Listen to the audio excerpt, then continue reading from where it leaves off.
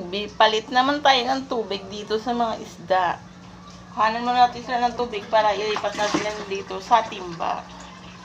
Kasi madumi na yung aquarium nila.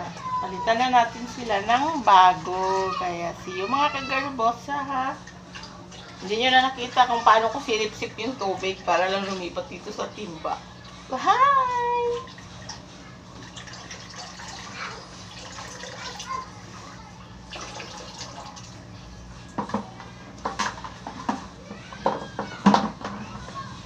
Kukunin natin yung mga isda.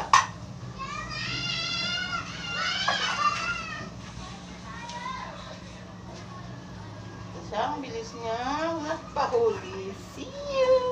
Yay! Diba, ang ganda niya. Ang ganda ng isda. Na flower heart. Diba? So, ilagay natin sila dyan. Tapos yung isa pa. Yung isa, malaki na yung ulo. Pero ito, maliit lang. Ayaw bang magpahuli agad?